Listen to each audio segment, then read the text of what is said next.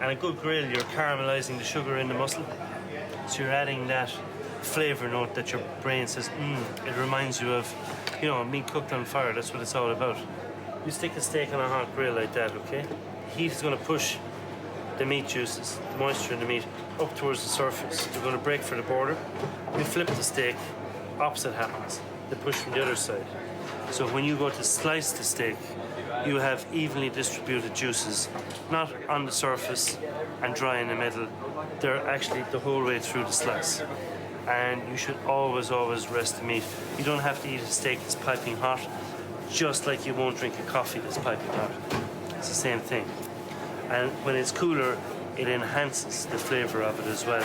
You're tasting the beef, juicy, juicy beef, as opposed to piping hot tissue that's juicy on the outside and dry in the middle. We've converted lots of people from overdone to properly done meat. It's a slow process, and you have to kind of gradually ease them into it. You can't tell somebody who's never had a rare piece of meat in their life that you absolutely have to eat it rare. It's not going to work.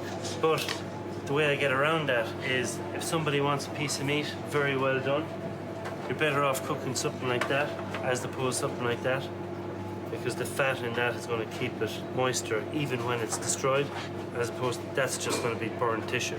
And you just cannot get away from that. And we often say at the counter, it's like having two potatoes, and one with butter and one without. Which one would you prefer to eat? The fat is butter, right? And it gets nice and charred on the grill, crispy, it bastes the meat, and it's like that primeval instinct that comes out in us all. Meat. I've no sympathy for vegetarians. And that's why another reason I have all my meat up there is kind of just to keep them away. They're like a bad spirit.